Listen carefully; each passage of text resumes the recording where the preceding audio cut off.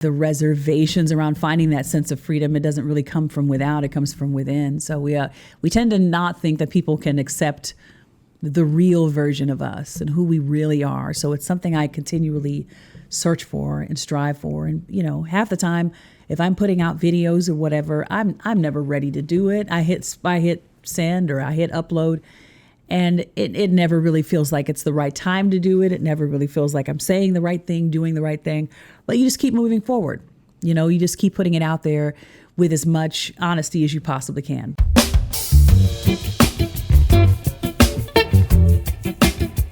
Welcome to I'm All Over the Place with Dara Starr Tucker. I am joined by Bryant here. We're so glad to be with you. Thank you for joining us for episode 3. And we are calling this one Freedom.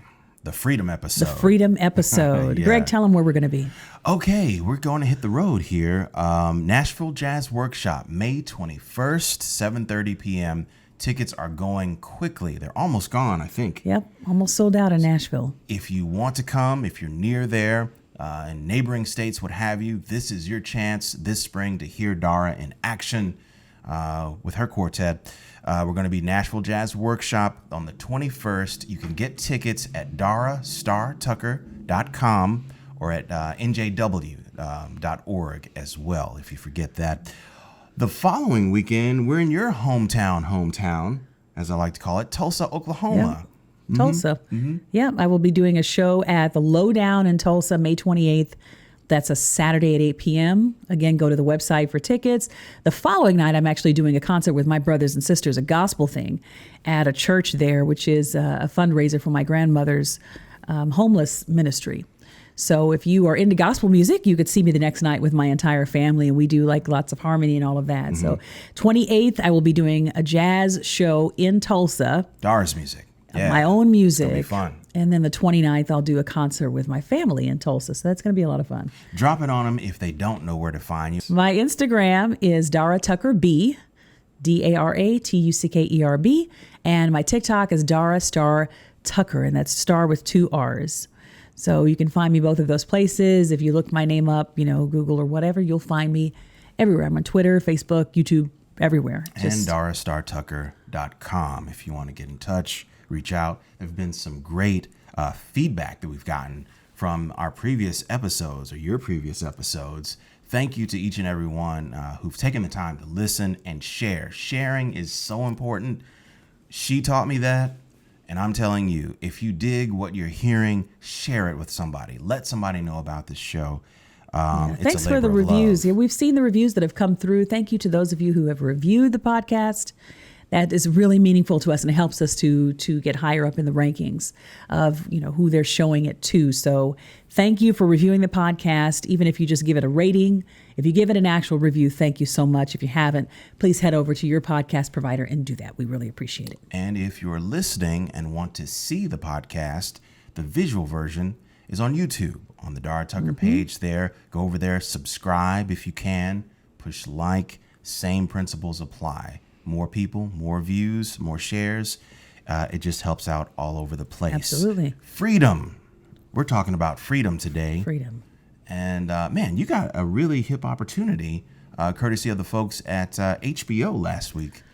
Tell me about that. Well, yeah, we got the opportunity to go and attend the premiere screening of a show called The Flight Attendant. It's a show I didn't really know much about before this. But we got to go together, and HBO invited us out to come to JFK Airport to go to a place called the TWA Hotel, which I didn't even know existed. Yeah. It's a TWA hotel. It's all set up like mid-century retro. So the whole hotel is set up like an airport terminal. You think you're in an airport terminal, but it's actually a hotel. It's pretty cool. Yep. And they have an old TWA plane out there. They have all sorts of exhibits with TWA, uniforms, stewardess uniforms and things. Absolutely. So we got to go out and actually see the, what was it, the 4th episode of the 2nd season of The Flight Attendant and meet Griffin Matthews, who is on the show. Got to take a picture with him. Right. Rosie Perez was not there, to my chagrin. She was supposed to be there. But, she was sick that day. Yeah. Griffin really had a brilliant interview session when we finally got into the proceedings. We were walking around the facility, and they gathered us all to watch the episode, and he was interviewed after. And one of the things that struck me about his conversation was his attitude of taking charge during the pandemic. That show was begun before the pandemic. They had to shut down, obviously, but it forced him to be intentional with not only reckoning who he was and who he is, but his relationship to the cast, directors, and crew. He seems to reflect on it being a really fun atmosphere, but as a rising actor, he had some hesitance about, suggesting cues and changes to the script and so forth. But at the urging of Rosie Perez and his own reckoning, he's been able to be more of a force on that show. And that's something that I wanted to kind of pitch your way, Dara. I know you've dealt with, shyness and belonging and all of that, but how has being more active and being more outspoken helped with your sense of freedom and just initiative? Well, I mean, it's a constant search, and it's a constant battle, I guess, within yourself. A lot of the times, the reservations around finding that sense of freedom, it doesn't really come from without; it comes from within. So we tend to not think that people can accept the real version of us and who we really are. So it's something I continually search for and strive for. And half the time, if I'm putting out videos or whatever, I'm never ready to do it. I hit send or I hit upload, and it never really feels like it's the right time to do it. It never really feels like I'm saying the right thing, doing the right thing. But you just keep moving forward. You just keep putting it out there with as much honesty as you possibly can. Mm-hmm. I have a song called Scars where I do a whole spiel about freedom, trying to find that sense of freedom and what that really means. And it's something you really have to fight for, you have to strive for. And even in the song, I say you have to earn that sense of freedom within yourself, especially for women. We tend to fight, I think, a little harder with that. I don't want to generalize. I'm sure there are many men who do too, but it's part of why I'm doing what I'm doing. It's part of why we're doing this podcast, to encourage other people to search for that feeling of freedom within themselves. That's right. That next night after the Flight Attendant premiere, we got a chance to go to Birdland and catch up with one of your friends, one of our friends, the great Jane Monheit. Yeah, we kind of made a whole weekend of it. We just, we got a hotel in the city because we're a little bit outside of the city. So we went and got a hotel just in the center of the city in New York, and just kind of made a weekend out of it that Thursday and Friday to go to this HBO screening and then to see Jane the next night, which was really cool. Mm-hmm. And I had started a, like a short documentary on her a couple of years ago, or I had intended to do one on her. So I interviewed her when we lived in Nashville, which was a couple of years ago. Right. She played the City Winery. I interviewed her again when she played Birdland right before the shutdown. Mm-hmm. And I was always kind of wanting just a little more supplemental footage. And so I never really put this thing together. I've done a ton of short documentaries on musician friends of ours and a couple of people who are a little bit better known. And I do that under a moniker called Golden Time Films. So I had wanted to do one on Jane for a while. She's just been so welcoming and so warm and open and, allowing me kind of a little bit into her world, which I really appreciate. But talk I had about stalled Jane's out. world. There's folks out there that may not know Jane Monheit, who she is. Yeah, she's a singer. She's a jazz singer. Kind of came to prominence in the late 90s, early 2000s.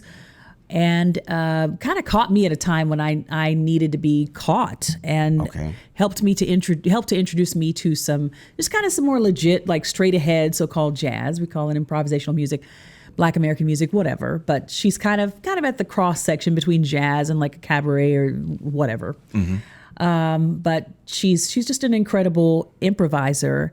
And I started listening to her a little bit after I got out of college in the early 2000s. And discovered her when I lived in Switzerland for a time. So I've followed her career for years. So it's was really cool. And I tell the story, a little bit of the story in that documentary short that I did. But I just hunkered down this weekend after we got back and finally decided to just work on it and put the thing together. And so seeing her was really cool this weekend in concert, but then focusing on that documentary and being able to complete that was really the culmination of, a lot of work and, you do self-thrashing behind the scenes. It's like, I should be doing this. Yeah. And I've got a couple of other people that I have filmed. And then I have, projects that are supposed to be coming out on and haven't finished them. Right. So to just have that sense of completion was really cool. But even the content of what she said in her interviews, getting to go back and watch, the sense of freedom that she found. Well, let's pull the cover off, though, a little bit before we go to her sense of freedom. Well, let's play a little bit of it. Okay. Let's play a clip of that, the Sounds documentary good. Really quickly. Sounds good. And let me pull that up really quickly for you guys. And this is Jane Monheit, and this can be found on the full video can be found on my YouTube page. Because of copyright, I used some musical clips, so we can't play the whole thing for you on Instagram or TikTok or anything like that. But just go to my YouTube page, youtube.com/Dara Tucker, and you'll see the full version of this. But we'll play you about 60 seconds right now. I did succumb to the pressure for a while, and I lived on Diet Coke, and I got really skinny for 5 seconds, and it was the most unnatural thing in the world, and I was never so unhappy as when I was at the height of all that popularity. That was the most unhappy time of my whole life. As soon as you get to a place like that, it ceases to be about music. At least for me, because I wasn't like an artist and a songwriter and I'm singing standards. I was a girl singer, so everyone then just descended to control everything I was doing. What is she wearing? What is she saying? Don't do that, don't do this. You can't sing that, but you're all fired. That's how that went. I was never going to be able to have music the way I wanted it if I kept going down that road. All right, Jane. Wise words from Jane. the truth from Jane. I want to pull back the cover just a little bit, though, Dara, because we talk offline all the time about making these videos on people who are yet with us and still alive. And sometimes the criticisms or the critiques that you have sometimes with people, not in this case, refreshingly, but sometimes the truth is hard to watch back when we're the subject of it. It's easy to say, maybe, but it's hard to really watch ourselves be truthful. And I want to know from you, like, some of the struggles that you've, overcome and how you've had to kind of navigate doing these kinds of documentary lessons on folks that are, very much a part of now. Yeah, my documentary shorts are usually about living people. A lot of times when we lived in Nashville, they were just friends of ours who were in the music business. And it was really cool. It was a very satisfying thing to see people who truly, appreciated that someone was really taking time to try to tell some little snippet of a story around them. And there were a lot of people who, thought, I think, that that would be really cool to have something like that done on me. That's really compelling. I really enjoyed that.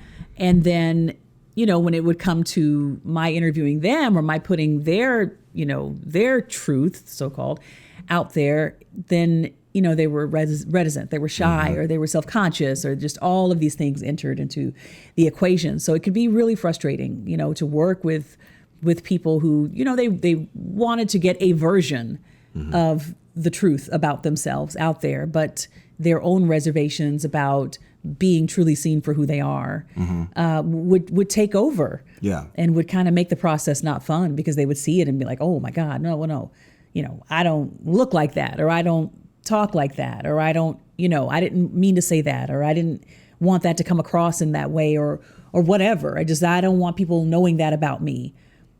Just a million different things, because you're really just telling, these things were 5 to 10 minutes long. You're really just telling a snippet of their story. Obviously, you're not giving a full picture.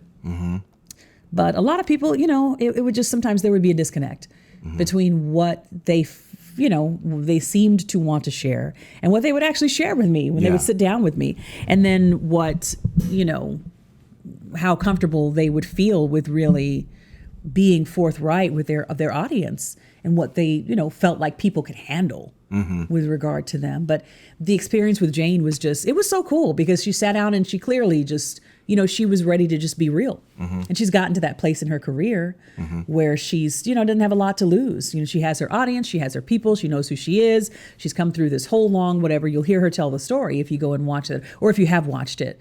But it was just really cool to deal with someone who really just had a sense of self. She knew who she was and found that, as we've been talking about freedom, she has found that freedom within herself to just, and I reached out to her when I finished it. Yeah. I was like, hey, Jane, I'm going to, I just finished this. I'm going to do it. And, how are you feeling about it? I just wanted you to look at it and just see it before I post it. And she responded and, said what she said. And I'm like, okay, well, she seems comfortable with it. But I asked again, I was like, are you comfortable with me posting this? I just want to know if you're comfortable with it being out there in the public. She said, nope, go ahead. It's the truth. It's the truth. Post it, which was really refreshing, Yeah. Especially just as I speak again, as a woman, it's like we can be really hard on ourselves and really self-conscious about, just putting it out there, putting ourselves out there. And I appreciated that the experience with her was, clearly I'm dealing with someone who has, been through a lot of internal work and who is, first of all, a public figure and is accustomed to being, discussed in that way or seen or perceived as, whatever. It's like, hey, make of it what you will. I'm putting this out there and you're going to do what you do with it. She's been through that process enough that it's like, it's not an unfamiliar space for her. So it was really cool. And she really seemed like she was really actually honored by it. And that's like, it's the best possible outcome from doing, something like this. As someone who's been interviewed a lot and has been in front of the camera like you are now, is it difficult to tell your truth based on who's interviewing you? I try to find a real space, regardless of who I'm talking to. I try to find a real space within myself where it doesn't come off as chit chat, and as small talk, because I don't really enjoy that, and I don't think a lot of people do. Right. And enjoy just the as I always say, the Wikipedia questions that could be easily answered by going and looking up your Wikipedia. And that's the opposite of what I wanted to do with Jane. I wanted her to talk about, the stuff that we couldn't see. The whole slant of that interview was, hey, this was my perception about who you were and what it was like to, make this ascent within the world of jazz. And, then her response to what my perception was, which was that it was something very different. Absolutely. I was really touched by the feedback for both of you all, you as the director and producer and her with her story. It was really encouraging to see just the teams of people just writing in. Thank you for talking about this. I know a so-and-so who went through the same thing. I went through this. I've been timid because of this. Thank you for telling me the truth and sharing your experience. I think in the arts, that's one way that we can help each other is to not be silent, and tell our stories and share them with each other. We've put out a couple of at least one little mini doc that is similar. I've done one on us very recently, and so I'm not asking anything of someone like Jane Monheit that I have not required of myself, even though I'm the one that's editing it. But there was stuff, I put out a little mini doc on us a couple of months ago, which also can be found on my YouTube, which, it's not really the most complimentary in a lot of ways. It shows the struggle. It shows the behind the scenes. It shows a lot of things that are not necessarily to be celebrated, but it's the reality. Yeah. It's the reality. And we plan to put out a part 2. I plan to put out a part 2 really soon. But I think people need to see that. And, we had talked to a publicist a few years ago, and she said, oh, your online presence is really, it's cool. You've got a lot of stuff that's out there. This was even before I started doing the social justice type stuff on TikTok. But she said, the thing I'm missing is that I don't know who you are. There's really nothing out there that tells me anything about who you are as an individual that tells your story. And so that's something I'm working on doing more and more. And this podcast is a part of that. Yeah. No, it's fun to watch you let go and just be the Dara that I know. There's very little difference at this point. And it's awesome just to see you comfortable, in your truth. I'm proud of you. Thank you. I'm proud of you. Somebody that I'm not proud of in a situation that's got you irked as well. We've talked about this. Elon Musk buying Twitter in a super flex.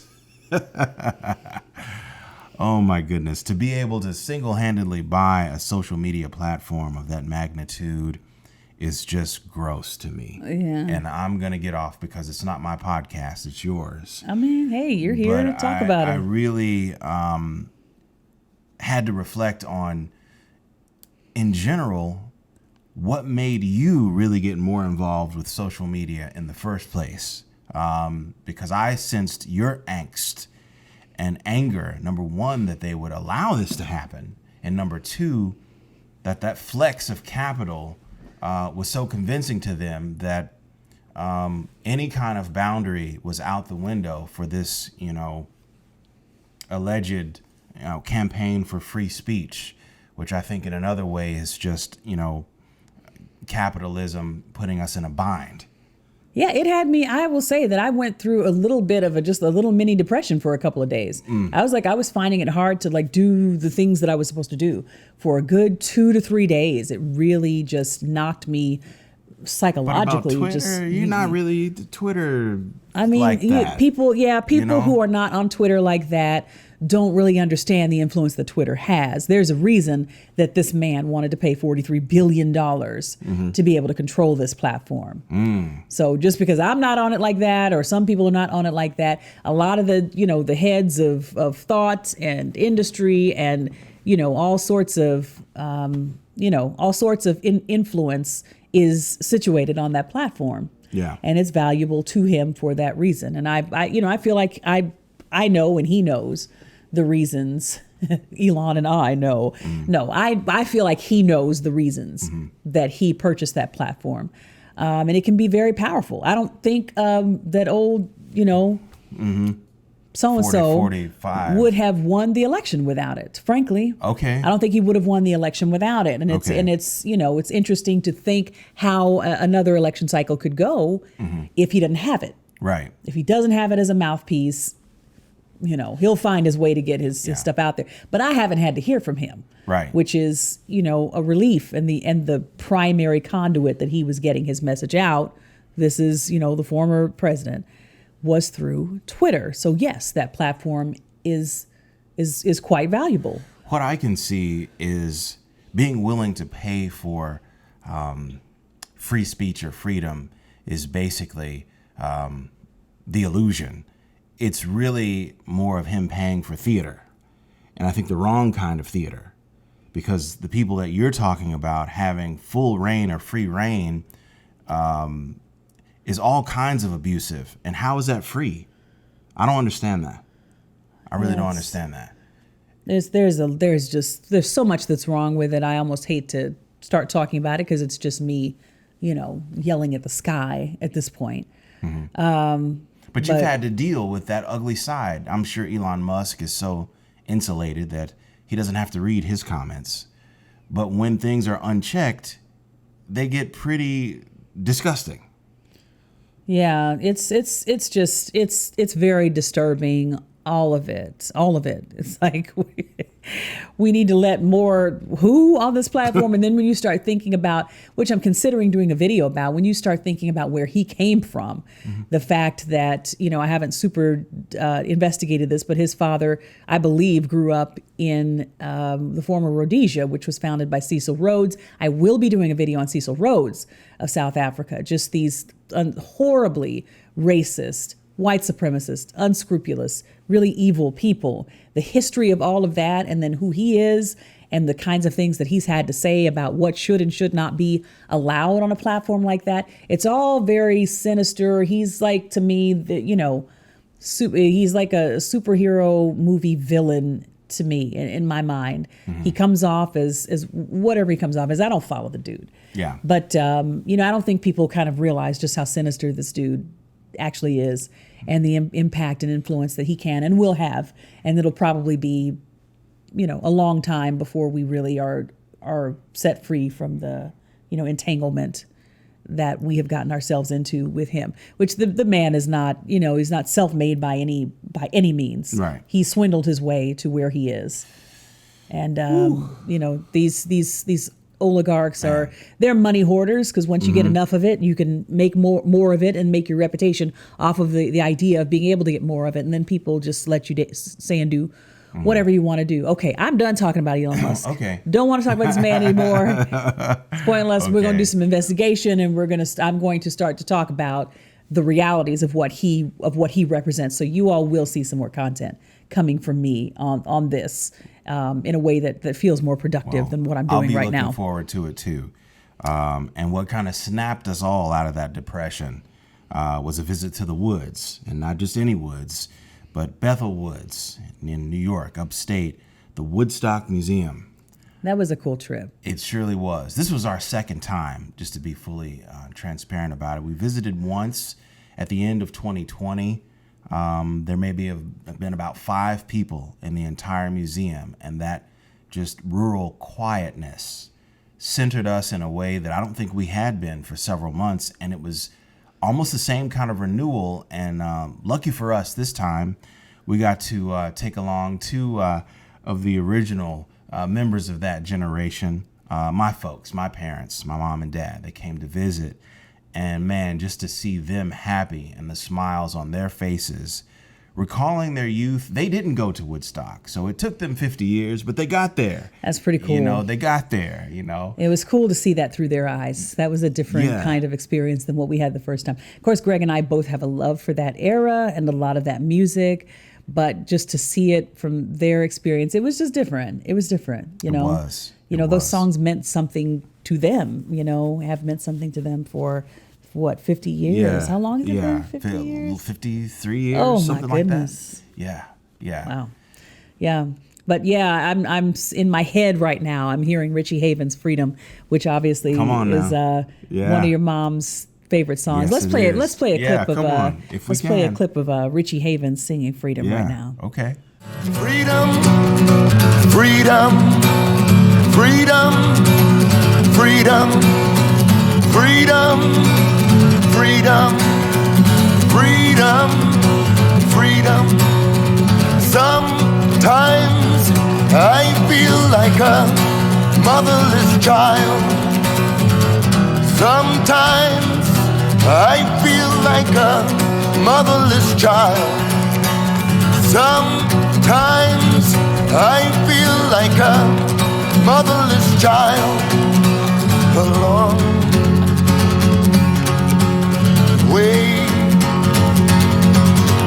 from my home. Oh Lord, Lord, singing. All right, Richie. Yeah, Richie Havens, the late great man, product of the downtown folk scene in the middle to late 60s, and opened the Woodstock Festival in 1969. Think about that level of pressure. Man, he brought the ball right into the hoop. No misses there, man. And he improvised that whole thing, as I understand it. That's the story. True? Yeah, that's the story. That's pretty incredible to have the cojones to get up there and improvise in front of how many? It's like several 100,000 people. Yeah. I mean, hey, and he made his moment in history, which is just so cool to me. It's like, that he lived what he was singing about. He found a place of freedom and then solidified his place in history, because of it, which is just incredible. Yeah, music has done that for a long time, and continues to do that. Freedom has been expressed in music throughout the generations after Woodstock. And one of the guys doing that these days is a person that you've musically been drawn into. Michael Mayo is his name.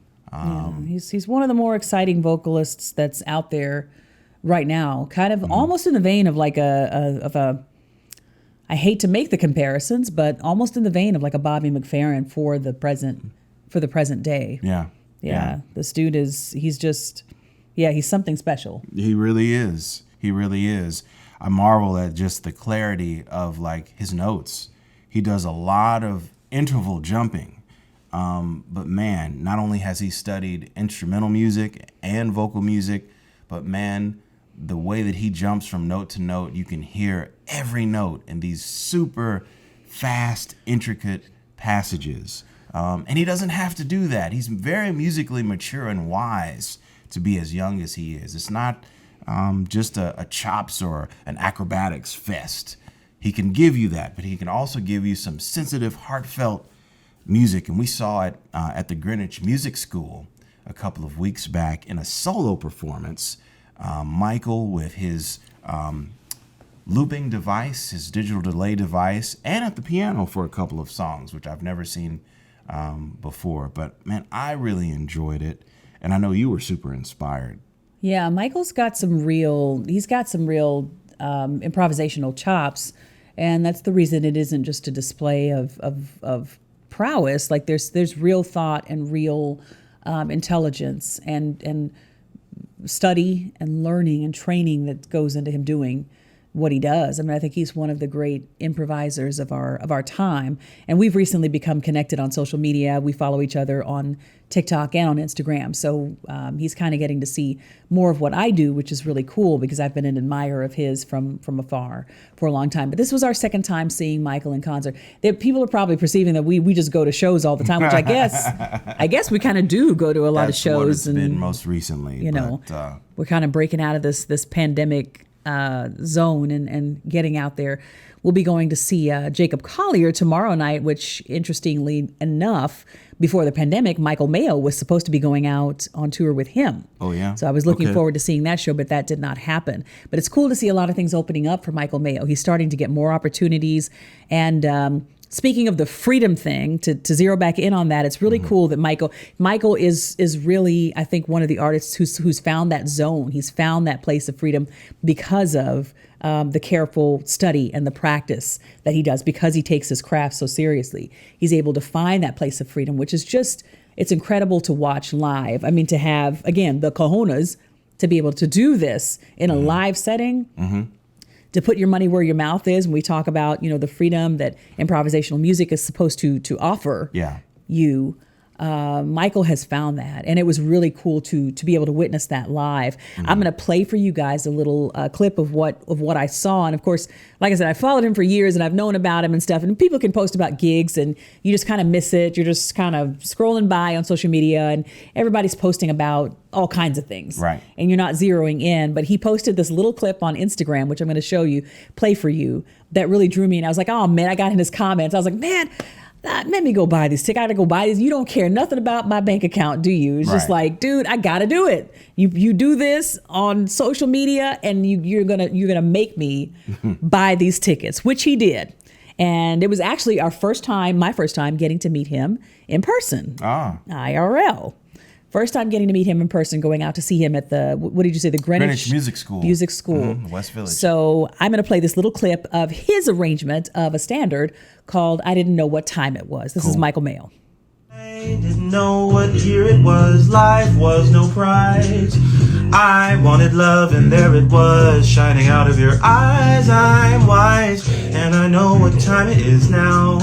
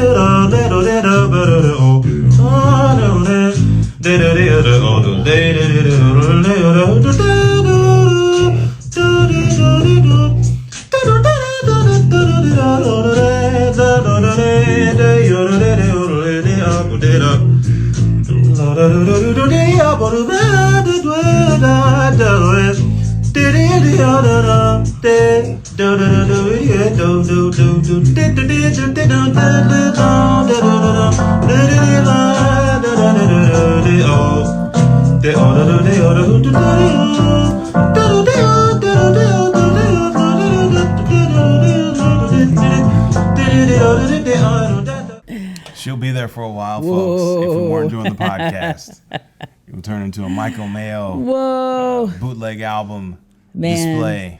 I mean, I guess just in a world, for me as a singer, in a world where you don't, and I'm not the fireworks kind of singer, which is why I didn't have a ton of followers just posting music. These singers today are they're just a cut above. It's like watching gymnastics from 50 years ago versus gymnastics today.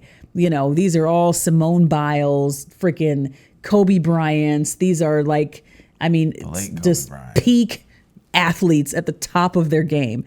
And he is that for improvisational music. And, you know, it's for in a world where we value melismas and runs and stuff like that.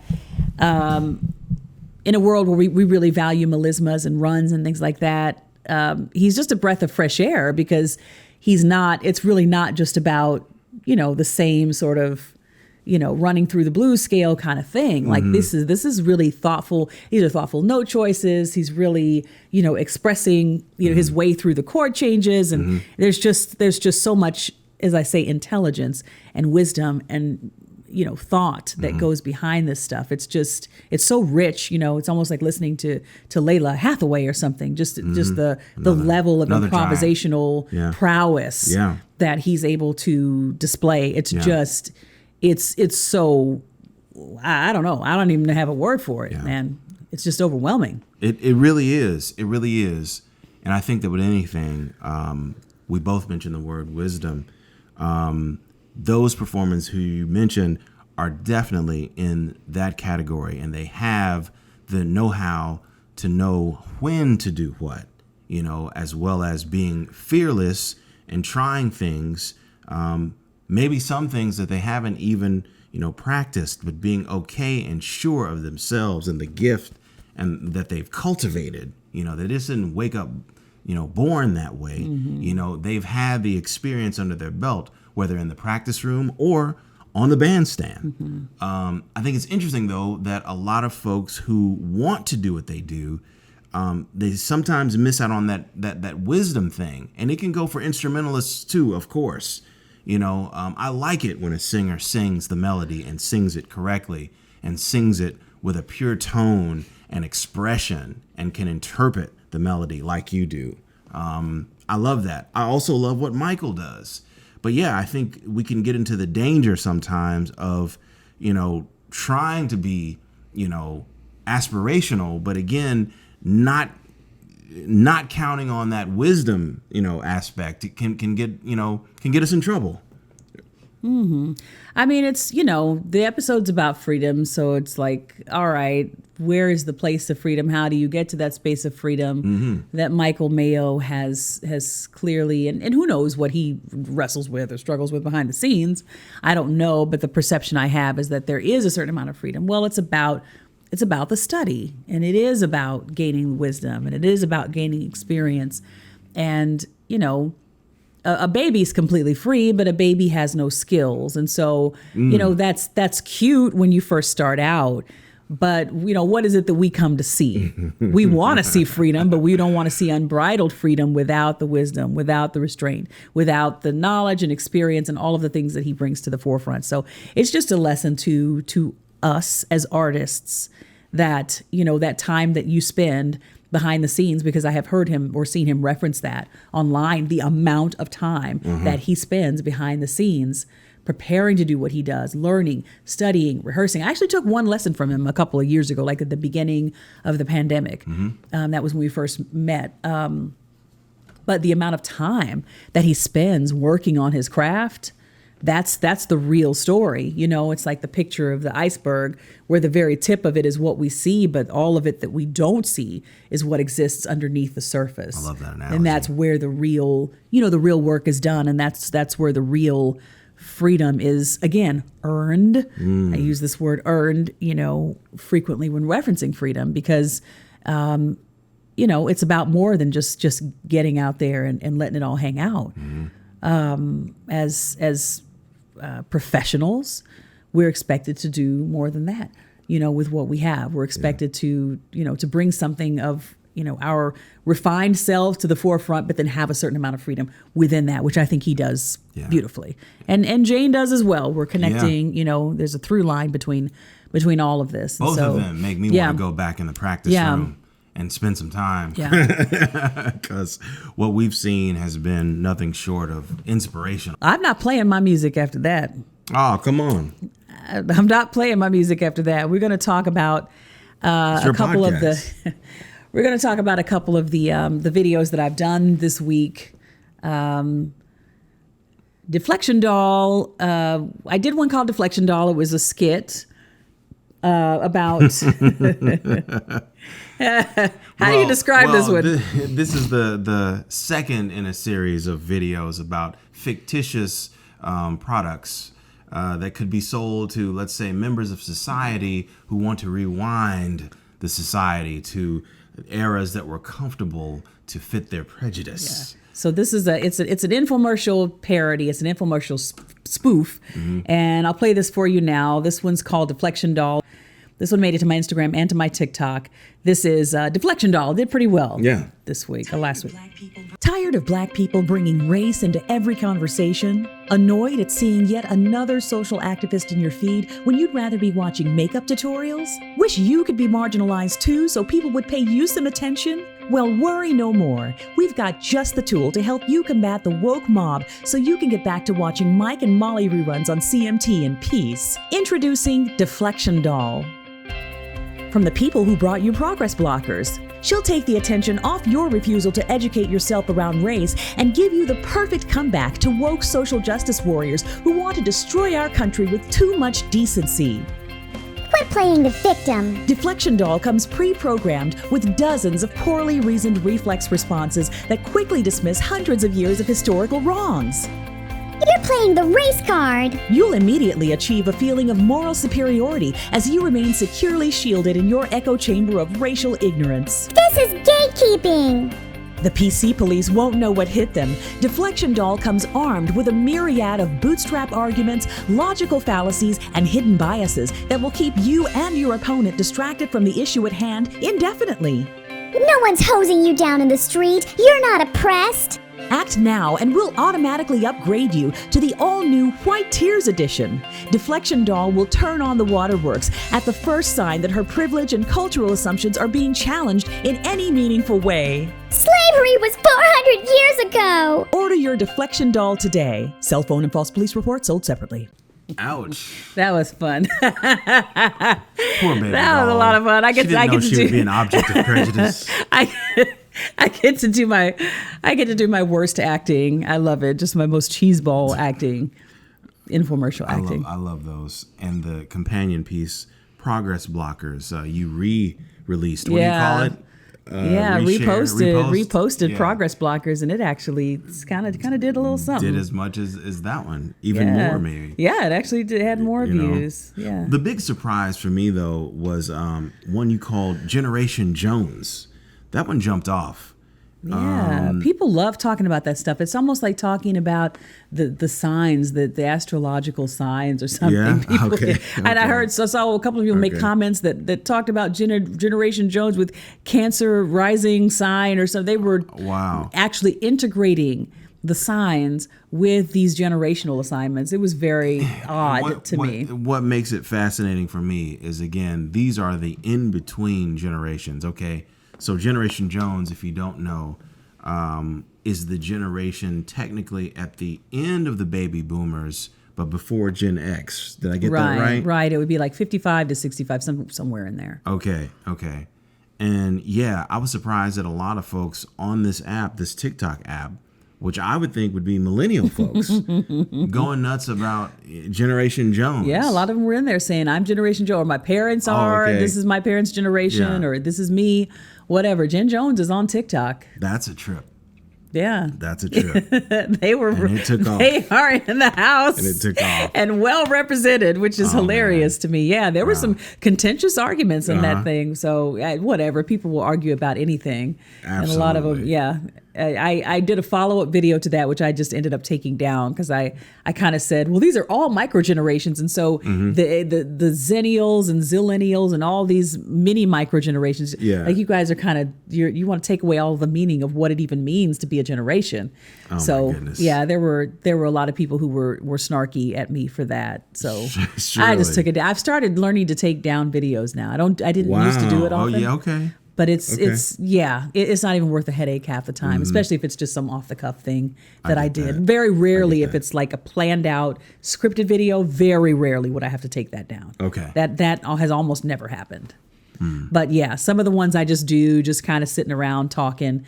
Yeah, it's like, just private it, make it friends only, take it down. Sure. It's not that serious. Yeah, the other one I put out this week was Jazz and Kids shows. That was a fun one. Yeah. It helped us to remember how we got our little neurons firing at young ages listening to freedom music, improvisational music in these shows where a lot of the house bands were populated by musicians that were well fluent in grooving and swinging and improvising. Well fluent, that's a new word for me. Well fluent. Oh, fluent. There you go. Well fluent. I there we see. go. Just off the cuff thinking, Sesame Street's bass player, the great Bob Cranshaw. You can hear him on Blue Note Records all throughout the 60s, and as Sonny Rollins' bass player for at least 40 years. John Costa? I messed up his name. Johnny Costa was, yes, Mr. Rogers' piano player. Brilliant arranger, improviser. Met Art Tatum in his early career, and Art Tatum gave him DAP. You know, that's how serious he was. And of course, Handyman Negri, the guitar player in that band, in Mr. Rogers. But you were inspired to do that. Of course, last month was the appreciation month for Black American music, jazz, some people call it. But I was really surprised at the reaction that this video got. I think you were more surprised than I was. And it's a connection to something, obviously, that if you could appeal to millennials in their sense of, or Gen Z in our sense of nostalgia, there are certain videos that are going to do well. It's not a guarantee, but it's, that's one launching point, is the nostalgia for for anyone, for Gen Z, for Gen X, millennials. Our sense of nostalgia, we're going to plug into that. So to see all these kids shows, it was like a lot of people made the comment, well, I didn't even know why I liked jazz. This probably has a lot to do with why I'm drawn to this music. So for a lot of people, I think it's just something they never even made the connection with. They just never really connected the dots. Oh, this music was everywhere. It was integrated into all of these shows. Blues Clues and Little Bill and all of these different shows that we all grew up with. Sesame Street, Mr. Rogers, and the Charlie Brown films and that kind of thing. I mean, jazz was everywhere. So-called jazz was everywhere. Yeah. It's cool to see folks reaching out about that. Yeah. Man, really encouraging. Really encouraging. Where do you want to go from here? I guess we'll, now that we're separated enough from the Michael Mayo and all of that, then we'll play a little short clip of my Ode to Freedom, which is a song that I wrote many years ago called Scars. I've performed it live so much till I, forget that I have never actually recorded this song. And people remind us, because I would say that is one of your songs that receives the most comments after the show. Hey, where can I find that song Scars? Where is it? Oh yeah, it's not on any album yet. Well, we hope to rectify that with this next release. Yeah. Fingers crossed. Yeah, this is as I said, my Ode to Freedom. I get to do a whole spiel. Anytime I sing this song, I do a whole section where I just talk about it. What does freedom mean to me? What is, how am I making strides to get to a place of feeling a sense of freedom in what I do and who I am? So this is a little bit of a song of mine that we hope to release very soon called Scars. And if I have these scars to show for the choices I've made, there they are, and I'm not afraid. See, I can't hold on to what's happened to me.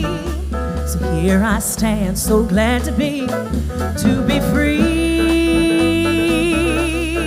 truly free. Scars can be deceiving.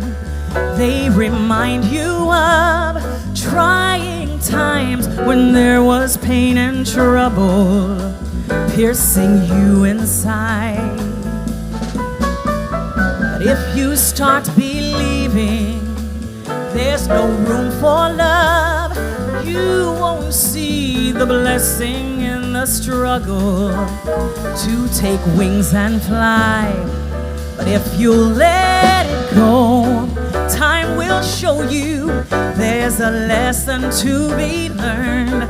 You will surely know in all you go through, liberty you'll earn. And if I have these lines to show for the price that I paid, there they are, and I'm okay. See, I won't deny what has happened to me. Here I stand, so glad to be free, truly free, to be free, truly, truly free. So this is the Finding Your Voice segment where I get to talk to you guys one-on-one about what it means to find your voice in your individual pursuits, in your online pursuits, whatever it is, or if you're actually an artist, a performer, a singer, or just in your workspace, finding your voice. What does it mean to find your voice? And today's Finding Your Voice, I'm going to focus on what it means to push past a lot of the naysayers, regardless of where they are coming from. I mentioned at the beginning of the podcast that oftentimes that resistance to us being who we are, being all of who we are, can really be more of an internal thing versus an external thing. And I think for years, I personally went through the process of having to learn how to push past those internal resistances where someone externally might say something. They might say one thing that would trigger me, and it would set off, this internal tripwire inside of me where I already had reservations and already had difficulty expressing myself, being who I was, putting myself out there. And the minute that someone external would say something, then I would use that as an excuse not to move forward and not to be all of myself.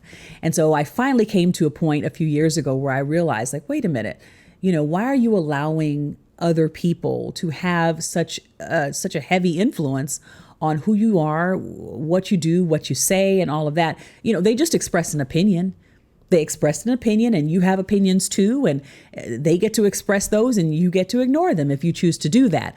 So if I decided at that point that, wow, well, if I don't move forward because of something that someone said, that's not really on them. That's on me.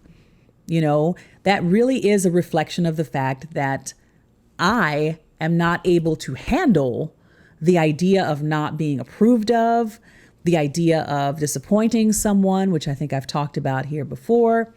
There's a tripwire that is set off within me because of something that someone said. And if we are so easily triggered and so easily halted from pursuing something, doing something that we want to do because of things that are said externally, then that's time to look inward. It's time to look inward and to find out what that resistance really is to not being approved of, or maybe we use external commentary as a reason to shy back because we're really just afraid of all of the things we might be afraid of.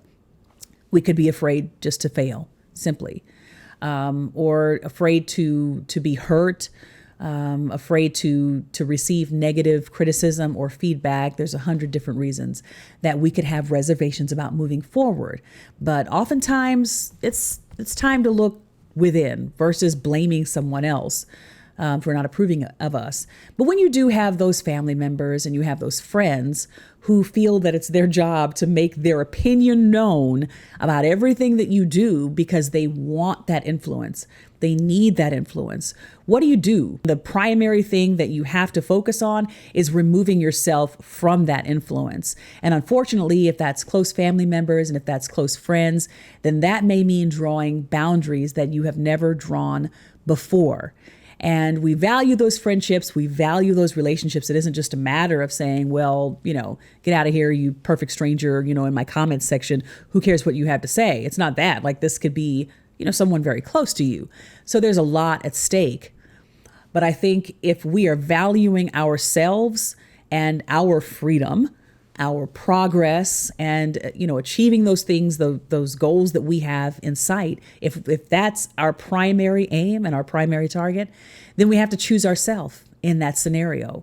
We really do have to step back and say, if I have to, at least temporarily, remove myself from this influence so that they are not having an excessive impact on my ability to make decisions for myself, then I'm going to have the courage to make that separation for whatever length of time that it takes. If this person is not able to support me, respect me, if they can't resist the urge to continually make comments, that are not supportive, that are deriding, then it may be a matter of choosing yourself, at least for a time. And then maybe that person can understand, like, hey, this is the price that you pay for, your excessive criticism, for your judgment. And of course, this is after, conversations have been had, hey, this is really impactful. What you're saying to me, it's not okay. It's not okay. This is causing me to shy back. This is causing me to pull back from what I'm supposed to be doing. Like, I need you to chill out with that. And if a person can't do that, you got to choose yourself. You have to choose yourself in that scenario. And, then it becomes the onus is on us at that point. It's like, have we made that delineation? Have we created that boundary? Have we drawn that line? Have we let people know you can't come any farther than this? If you can't do it, if you haven't done it, then that might be something to discuss with someone that you trust, a mental health care worker, therapist, or, just someone that's close to you. Hey, I am having trouble setting boundaries because I need this approval. I'm craving their approval. I'm craving relationship with someone that's actually not healthy for me.